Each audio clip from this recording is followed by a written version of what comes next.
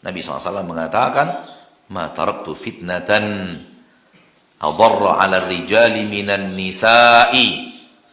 Aku tidak tinggalkan fitnah yang lebih berbahaya untuk kaum laki-laki lebih daripada kaum wanita. Kenapa kaum wanita disuruh dibungkus supaya tidak memberikan fitnah? Kenapa kaum wanita disuruh banyak di rumah? Di dalam Al-Quran, waqarna fi buyutikun, berdiam dirilah kalian di rumah kalian supaya tidak mendatangkan fitnah. Kenapa wanita disuruh keluar rumah tanpa parfum supaya tidak mendatangkan fitnah? Kenapa kaum wanita disuruh bersama kaum wanita tidak bercampur baur dengan pria supaya tidak mendatangkan fitnah? Tapi kebanyakan manusia tidak tahu hikmah di balik semua ini. Sehingga fitnah mereka keluarkan dari rumah. Dan ini yang diinginkan iblis dan bala tentaranya. Fitnah dikeluarkan dari rumah. Fitnah diangkat ke permukaan. Fitnah ditayangkan 24 jam. Fitnah dijadikan bahan yang harus dilihat dan ditonton. Hancurlah manusia ketika hancur wanitanya. Hancurlah iman ketika hancur kaum wanitanya. Hancurlah bangsa ketika hancur kaum wanitanya. Hancurlah akhirat kalau dihancurkan oleh kaum wanita. Wanita di rumah saja fitnah. Dengan godaannya, keinginannya, permintaannya kepada suaminya. Fitnah bagi manusia. Apalagi kalau dibawa ke permukaan. Apa yang membuat Nabi Yusuf masuk penjara? Wanita. Al-mar'atu idha kharajat min baitiha. Wanita kalau sudah keluar dari rumah, istafsrafaha syaitan. Diikuti terus oleh syaitan. Rasul kita sallallahu alaihi wasallam bersabda, Al-mar'atu idha aqbalat ala surati syaitan. Wa idza adbarat ala surati syaitan. Wanita kalau sudah datang dari kejauhan, datang dengan gambaran syaitan. Dan kalau dia balik arah, pergi jauh dari belakang, akan terlihat ala surati syaitan, bagikan bentuk syaitan. Dalam hadis ini, hadis sahih Imam Muslim, Nabi mengatakan syaitan akan memberikan gambaran-gambaran yang tidak baik tentang wanita ketika dia menghadap berjalan ke arah kita. Ketika dia arah balik menjauh dari kita, syaitan akan mempermainkan sesuatu pada wanita itu sehingga kita tergoda dengannya. Itu wanita yang sudah berpakaian sempurna. Itu wanita yang sudah berpakaian syar'i. Lalu bagaimana dengan wanita sekarang? Jangan pernah ngaku bertauhid kalau seandainya masih terperosok ke dalam syahwat yang diharamkan. Karena Nabi Yusuf disebutkan sebagai orang yang ikhlas ketika beliau selamat dari godaan syahwat wanita yang diharamkan. Laki-laki itu sangat lemah di hadapan perempuan. Allah berfirman, wa khuliqal insanu dha'ifa. Manusia diciptakan dalam keadaan lemah. Kata Imam Sufyan bin Masruq Ats-Tsauri rahimahullah bahwa yang dimaksud lemah di sini adalah tamurul mar'atu baina yaday rajul. Seorang wanita berjalan di hadapan laki-laki. Fala yastati'u illa an yaraha. Maka laki-laki ini tidak bisa kecuali harus melihat perempuan tersebut. Padahal dia cuma bisa melihat, tidak bisa dinikmati. Itulah lemahnya laki-laki di hadapan perempuan. Maka jangan bertaruhan dengan iman kita untuk masalah perempuan. Ini cukup bagus Ustaz. Bismillah. Barakallahu fiq. Semoga Allah selalu jaga Ustadz dan keluarga.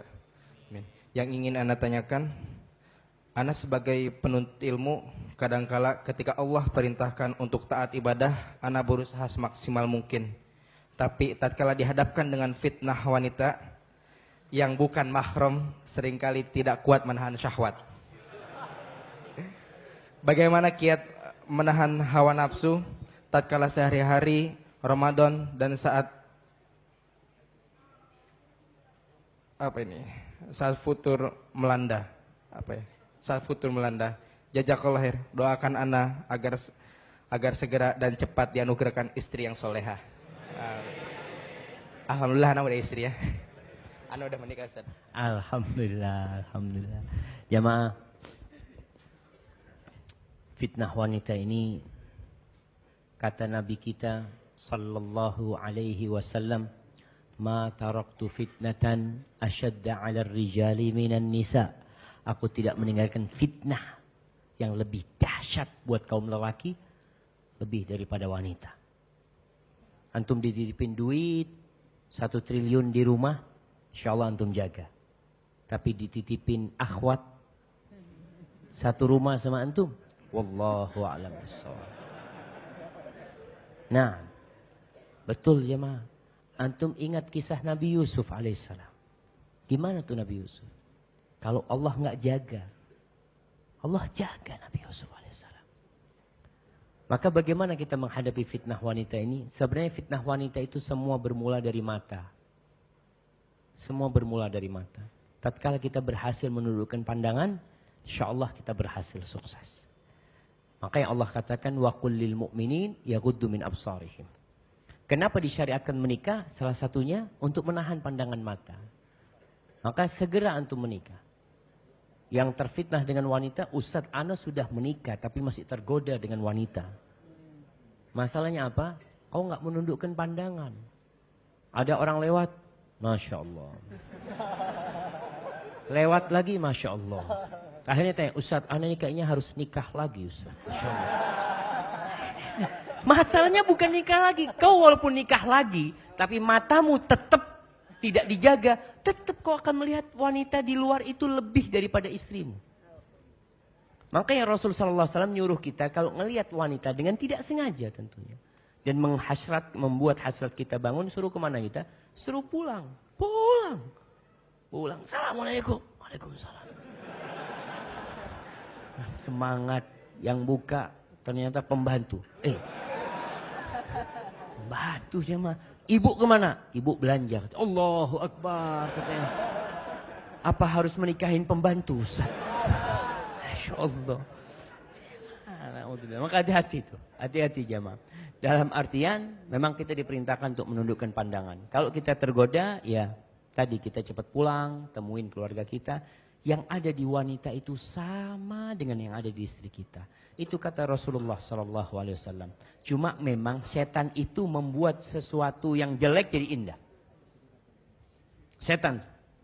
Selalu setan itu membuat istri tetangga lebih cantik daripada istri sendiri. Dan tetangga antum ngelihat istri antum sama. Jadi ketika antum ngelihat istri tetangga, Masya Allah cantik banget. Ketika tetangga lihat istri kita, dia juga Masya Allah kata dia. Kok bisa gitu? Setan yang bikin. Wa zayyana lahumus syaitan. Setan itu yang menghiasi sehingga sesuatu yang buruk jadi indah. Maka antum segera menikah. Yang tadi umpamanya kepingin menikah lagi, kalau ternyata yang menyebabkan itu matamu, kau tundukkan pandangan. Kau tundukkan pandangan. Engkau insya Allah akan terjaga hatimu. Terus di masa Ramadan. Ramadan ini adalah madrasah untuk meninggalkan zina. Kok bisa? Seorang muslim itu dilatih untuk tidak mendekati istrinya di siang hari bulan Ramadan. Istrinya sendiri, halal tuh istrinya. Tidur di sebelahnya. Allahu Akbar. Haram tapi sekarang nih. Istrinya haram. Kalau yang halal kau tinggalkan, masa kau akan berzina melakukan yang haram? Na'udzubillah min dzalik. Makanya orang yang berpuasa seharusnya orang yang paling jauh dari perzinaan. Karena yang halal dia tinggalkan. Apalagi yang haram, yang Allah murka terhadap perzinaan itu.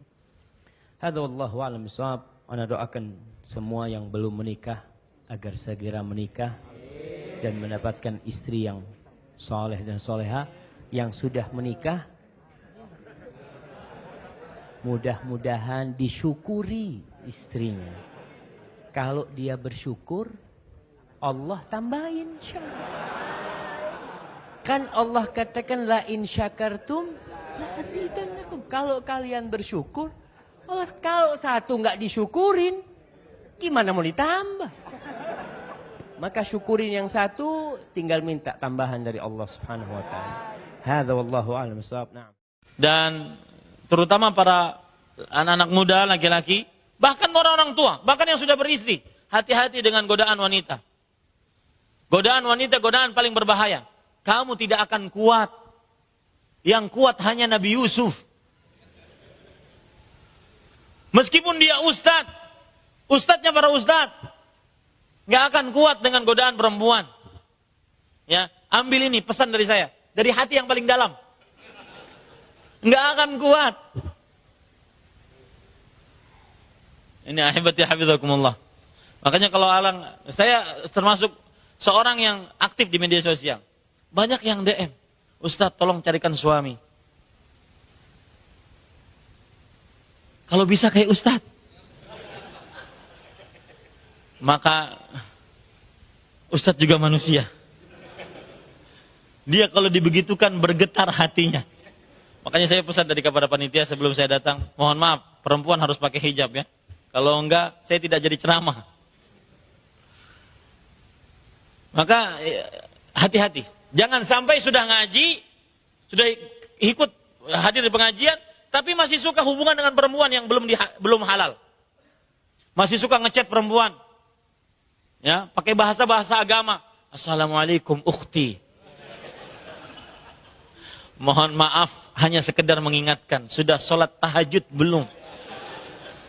Ini alim-alim playboy. Rasulullah SAW terutama laki-laki fitnah wanita. Makanya Rasulullah SAW sudah menjelaskan ma taraktu fikum ba'di fitnatan. Ya, adur ala rijal min nisa ya. Fitnah wanita, laki-laki terutama laki-laki. Walaupun juga wanita ya, wanita sama juga sebenarnya sih. Cuma dia sifatnya pasif, pemalu. Ya, kal kawarir kata Rasulullah SAW, wanita seperti kaca-kaca. Ya. Memalu mereka. Ya, terutama laki-laki ya. Hati-hati fitnah wanita walaupun syahwat. Peringatan buat saya diri saya pribadi ya. Peringatan ini besar. Fitnah terbesar wanita. Bukan yang lain-lain. Ya, fitnahnya adalah wanita. Ya, hati-hati makanya jangan berurusan dengan wanita sama sekali buat laki-laki, jangan ya, ada ngobrol-ngobrol, ada apa dan sebagainya, sibukkan. Fitnah terbesar. Begitu juga dengan wanita sama, laki-laki juga sama, fitnah terbesar. Ya. Bahkan diingatkan Rasulullah SAW, ma ra'aitu min naqisati aqlin wa dinin. Ya. Azhaba lirubir rajuli al-hazimi min ihdakunna. Sabda Rasulullah SAW mengenai fitnah wanita ini, makanya kita pemuda-pemuda ini, saya tidak melihat orang yang akalnya kurang dan agamanya kurang. Itu penjelasannya nanti ya, wanita ya. Yang ashaba lilubir rajuli al-hazimi min ihdakunna. Yang bisa menghilangkan apa? Menghilangkan lub, akal, pikiran cerdas laki-laki. Ada tambahannya lagi, al-hazim, yang kokoh, kecuali para wanita. Ya.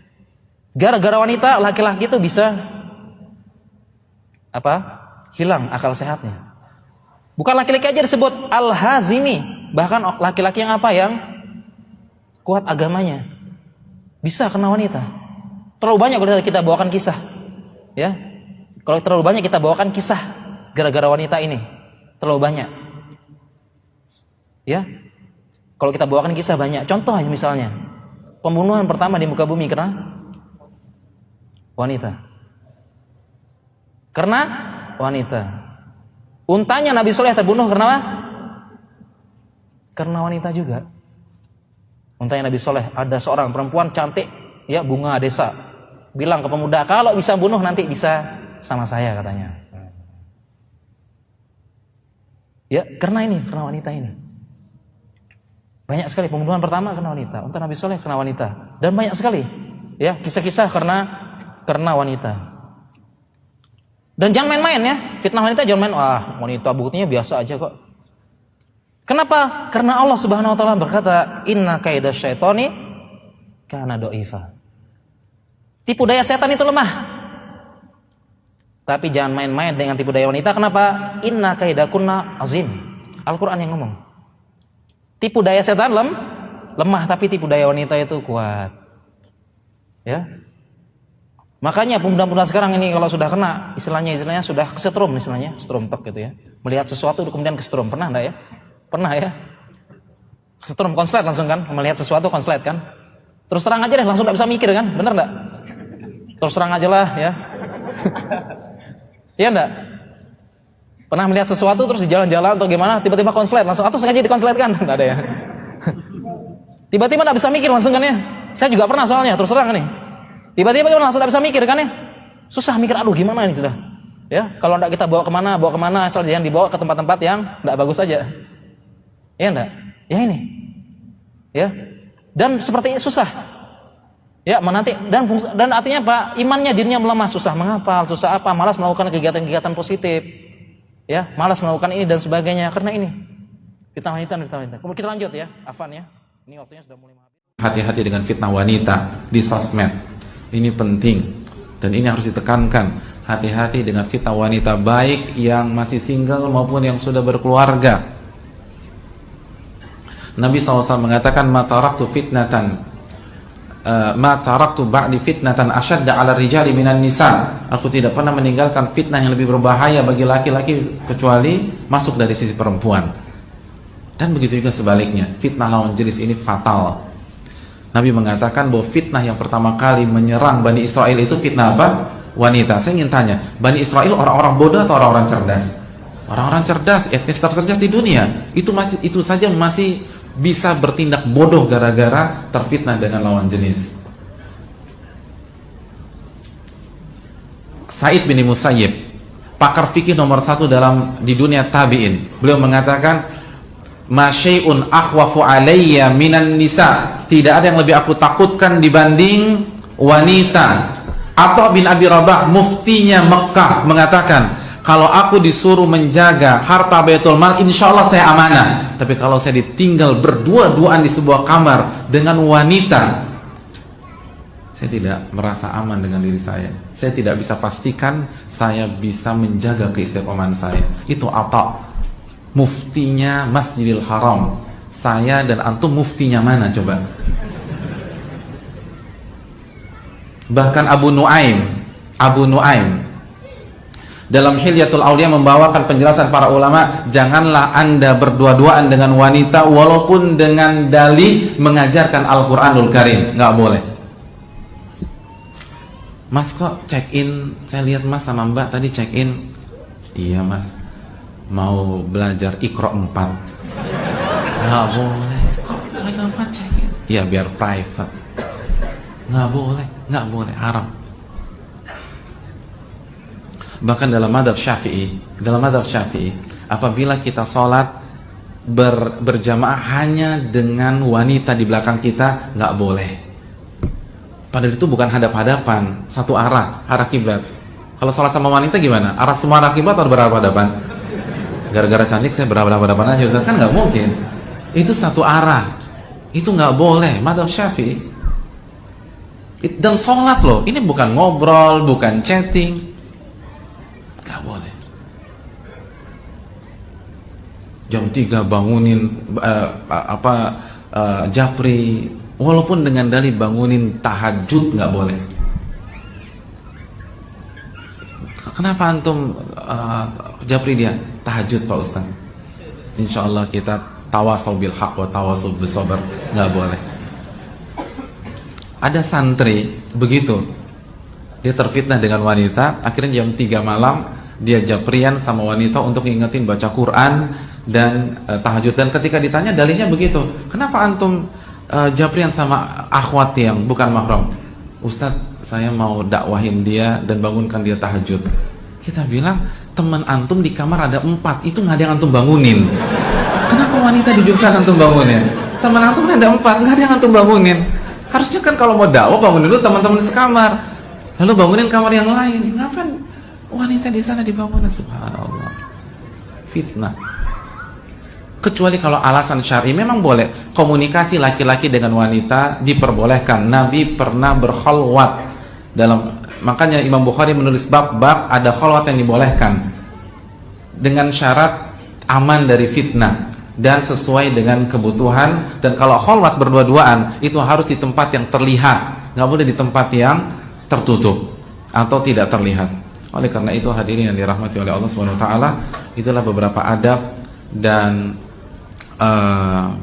hukum yang berkaitan dengan sosmed. Dan sekali lagi terakhir, hati-hati dengan fitnah wanita di sosmed, karena banyak CLBK itu dari sosmed. Banyak perkenalan dari sosmed, khususnya ketika antum lagi ada masalah keluarga. Jangan bangun komunikasi dengan laki-laki atau dengan wanita di sosmed, khususnya ketika kita sedang punya masalah keluarga, karena itu nanti pelarian. Ini yang bisa disampaikan, semoga bermanfaat. Kalau saya kan dari SD, SMP, SMA bercampur tuh, lagi perempuan bermajelis. Pasien dengan saya di ruangan juga bermajelis, berkumpul dengan anggota di rumah sakit, di kantor. Mohon ini tanggapan petunjuknya Ustaz. Jadi sebenarnya kalau fitnah wanita itu dokter nggak bisa, wah ini sudah jadi ustadz, sudah jadi kiai, sudah jadi ulama, berarti dia aman dari fitnah wanita. Tidak. Rasulullah SAW mengingatkan kepada kita semuanya, wattaqud dunya wattaqun nisa, fa inna ma ahlaka kana qablakum kanat fin nisa. Takutlah kamu dengan fitnah dunia dan takutlah kamu dengan fitnah wanita. Karena yang mencelakakan orang-orang sebelum kalian itu adalah wanita, kata Nabi. Jadi nggak ada, oh ini imannya sudah kuat berarti dia aman daripada fitnah wanita. Tidak. Normal itu bisa, ya Ustaz ya? Iya.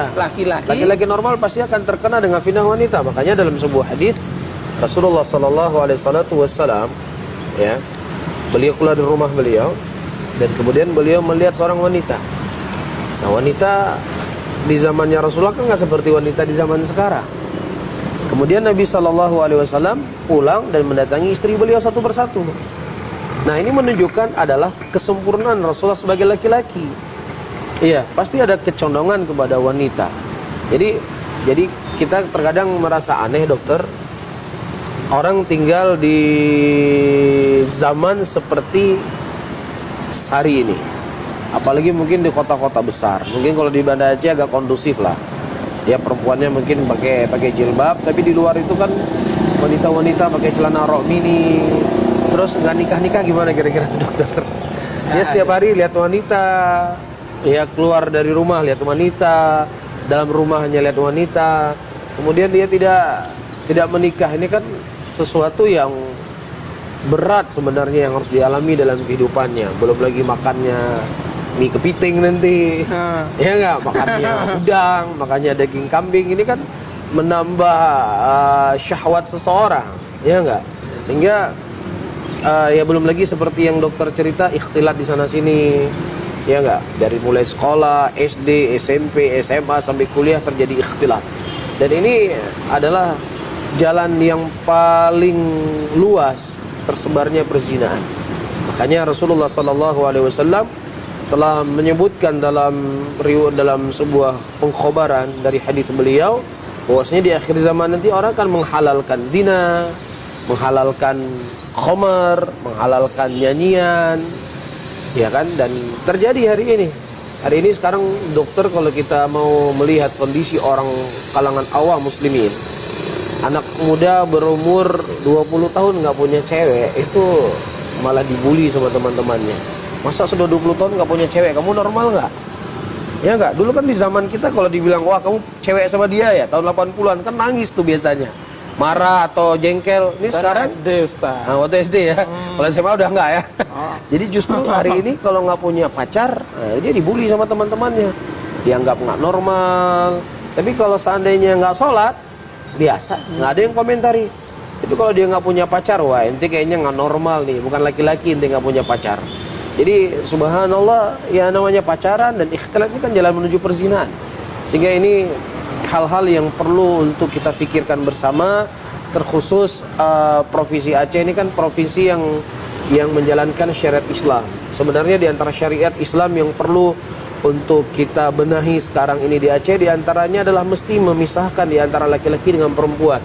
Mulai dari SD, SMP, SMA, di acara walimahan ataukah di acara yang lainnya. Nah, kalau kita datang ke masjid-masjid di Aceh ini atau di masjid-masjid luar sana, dokter, pasti kita akan melihat adanya pemisahan antara laki-laki dengan perempuan di masjid.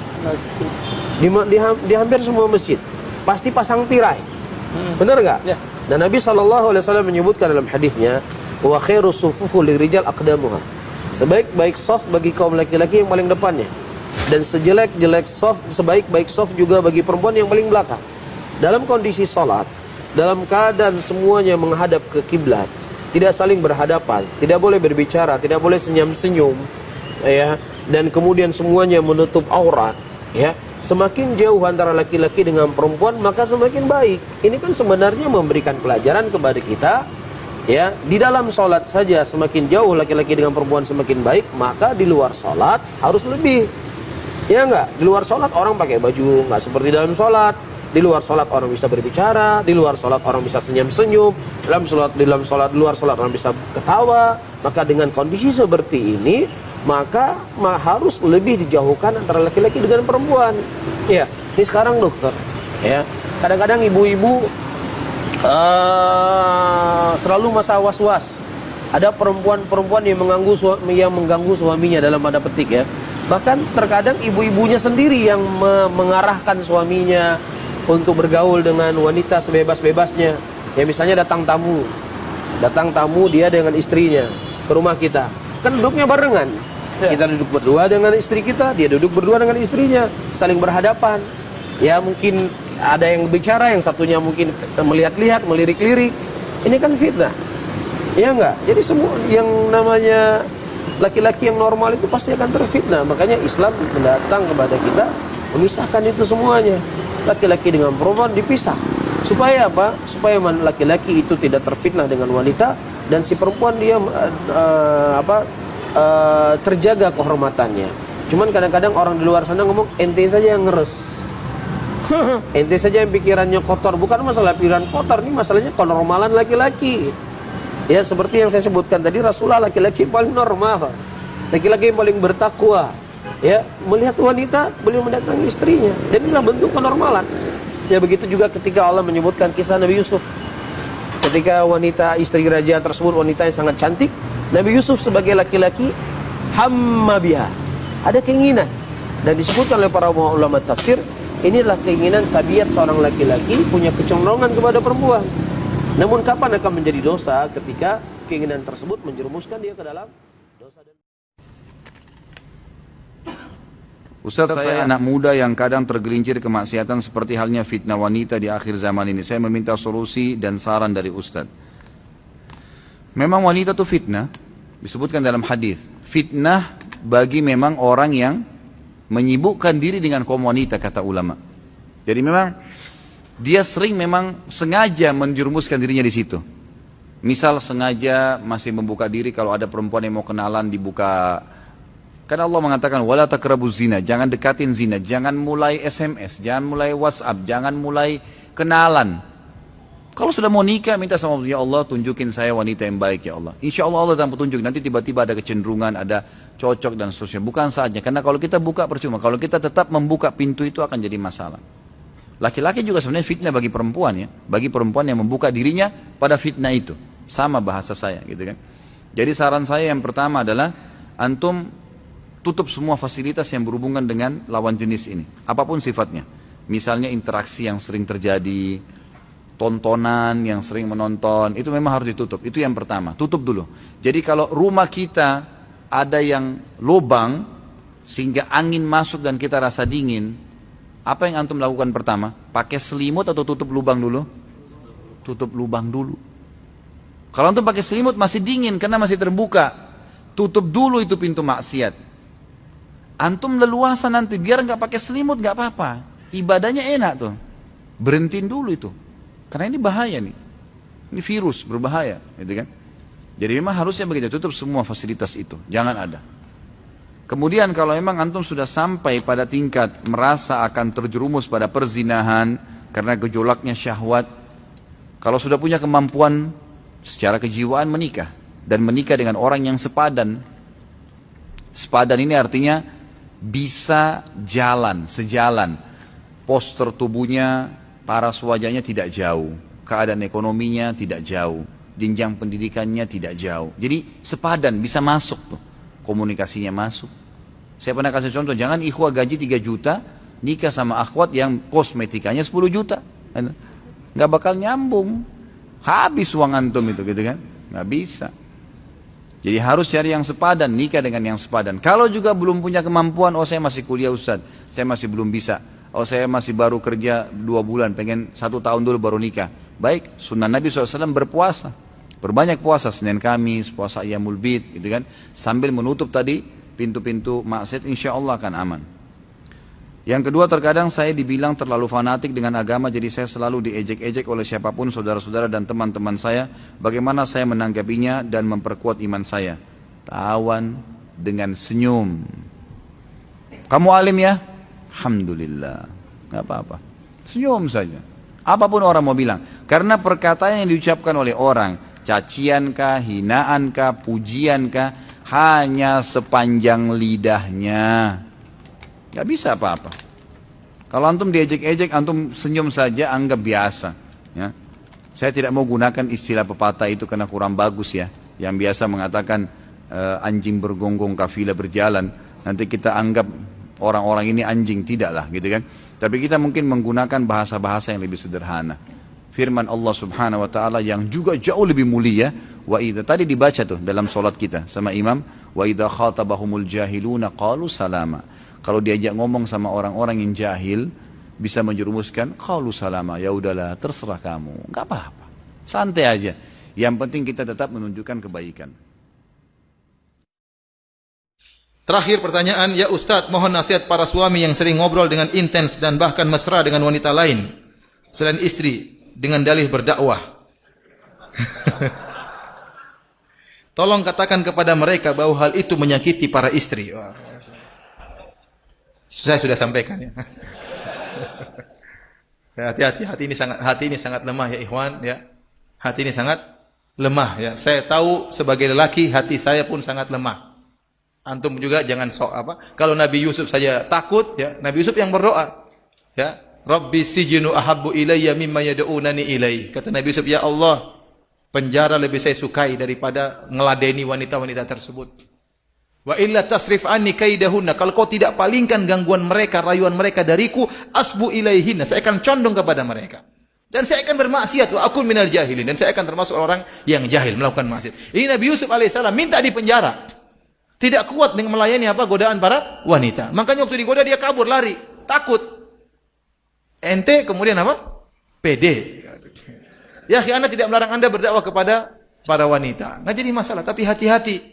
Dakwah dengan bahasa yang tegas, bahasa yang maksudnya bahasa yang wajar, bukan cikekein, itu bahaya. Kalau ente bilang ngesem-ngesem kemudian hehehe sama akhwat bahaya. Itu akhwat langsung bayangkan gigi ente lagi. Benar. Apa setan hadir.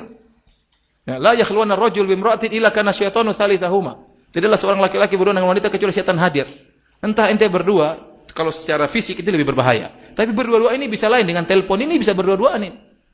Bisa dengan apa? WhatsApp, dengan ini berdua-duaan. Jadi, dan itu terjadi, hati-hati ikhwan. Ya, antum memang imannya oke lah, tapi jangan terlalu pede ya. Dan istri antum tadi sakit hati. Kalau enggak ente berdua sama istri, ini ada akhwat, ayo kita dakwai bareng-bareng gitu. Ya, kan kalau ada istri ente enggak berani. Hehehe, kan enggak berani. Jadi saya sebagian orang sebagian ada teman ya, kalau ada akhwat yang telepon dia kelaskan loudspeaker. Ya, ada teman saya dokter, kalau ada pasien perempuan yang telepon, dia keraskan loudspeaker supaya istrinya dengar. Pak dokter, ada istri saya loh. Oh ya Pak dokter, ganti berubah punya suaranya. Makanya ikhwan sangat hati-hati ya, perempuan sangat lemah. Demikian juga perempuan, jangan kita sudah punya suami juga, jangan juga WhatsAppan sama laki-laki, kemudian ngobrol sama laki-laki, telepon sama laki-laki. Mungkin hati Anda bisa jaga, saya tidak bermaksud sama dia. Tapi laki-laki tadi kesemsem waktu Anda hihihi tadi. Ya, kemudian kirim apa? Emosional apa namanya? Gambar inilah gambar. Laki-laki juga lemah. Sebagaimana perempuan lemah terhadap laki-laki, laki-laki juga lemah terhadap apa? Perempuan. Kata orang apa? Apa namanya? Banyak lelaki yang gagah perkasa, tekuk lutut di bawah kerling apa? Wanita. Hati-hati ya. Ini saya sudah sampaikan isi hati akhwat ini ya. Kata dia, tolong katakan kepada mereka bahwa hal itu menyakiti para istri ya. Demikian para hadirin dan hadirat, kajian kita pada kesempatan kali ini, kurang lebihnya saya mohon maaf. Wabillahi taufiq wal hidayah. Assalamualaikum warahmatullahi wabarakatuh. Karena engkau adalah wanita, maka sudah selayaknya engkau menyadari tentang bagaimana Allah menciptakan dirimu, dan Nabi memperingatkan tentang fitnah yang muncul darimu. Karena engkau adalah wanita, maka banyak para lelaki melemparkan pandangan matanya kepada dirimu, kecuali mereka yang memiliki kemuliaan jiwa, menundukkan pandangannya karena takut tentang fitnah yang ditimbulkan olehmu. Karena engkau wanita, tanpa hiasan pun engkau adalah hiasan dunia. Bukankah Nabi menyebutkan ad-dunya mata wa khairu mata'iha al-mar'atu salihah. Dunia ini hiasan, dan sebaik-baik perhiasannya dunia adalah wanita yang salihah.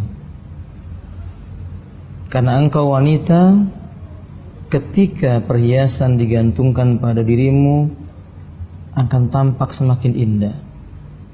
Tapi bila itu untuk suamimu, karena nabimu mengatakan ketika ia ditanya ayyul mar'atil khair, wanita manakah yang paling baik wahai Rasulullah? Beliau mengatakan wanita yang bila engkau memandangnya engkau merasa senang terhadapnya. Karena engkau wanita, ketahuilah terlalu banyak hati para lelaki yang hancur bahkan binasa karena kalian wahai para wanita. Nabimu SAW telah mengingatkan tentang bahayanya dirimu. Inna awwala fitnati bani Israel kanat fin nisa. Sesungguhnya fitnah yang pertama kali menimpa Bani Israel adalah para wanita. Karena engkau wanita, sungguh semua yang datang darimu ujian bagi para lelaki. Lebih tepatnya dikatakan fitnah bagi mereka. Innal mar'ata awrat. Wanita itu aurat dari sisi depan, belakang, kanan, kiri. Ia ujian bagi para lelaki. Karena engkau wanita, engkau butuh dimuliakan, dan tidak ada yang bisa memuliakanmu kecuali Rabbmu, Allah Azza wa Jalla. Maka karena engkau wanita, tutuplah auratmu yang telah Allah pelihara kehormatan dirimu. Jagalah kehormatan suamimu, kalau Allah akan mengangkat derajatmu. Karena engkau wanita, akan lahir darimu anak-anak yang akan memuliakan agama ini, dan Allah memuliakan mereka. Lalu dia menjadi kebanggaan bagimu. Karena engkau wanita, maka ingatlah, dimanapun kamu berada, bisa jadi engkau menghancurkan, tapi bisa jadi dengan sebab engkau Allah akan mengangkat derajat para lelaki. Wahai para wanita, kami menyeru kepada anda semua, sebagaimana Allah dan Rasulnya menyeru kepada engkau, tutuplah auratmu. Jangan engkau tampakkan apa yang ada padamu. Cukup untuk Rabb yang menciptakanmu keindahan yang ada padamu. Kemudian untuk suamimu, cukup dia yang bisa melihat apa yang pantas ia lihat. Kami menyuruh kepada kalian wahai para wanita, jangan engkau ganggu orang-orang yang berusaha mengkhusyukkan hatinya kepada Rabbmu. Niscaya dunia akan lebih indah, lebih mulia jika engkau tahu Allah mengawasimu. Jika engkau tahu dengan sebab kamu Allah akan meninggikan derajat semua orang-orang yang saleh. Jika engkau bertakwa kepada Allah Ta'ala, lahir darimu generasi-generasi yang mulia. Wahai para wanita, camkanlah, engkau tidak selamanya muda. Walaupun engkau tua, engkau tetap fitnah. Engkau tetap fitnah dan ujian bagi lelaki, kecuali jika engkau berada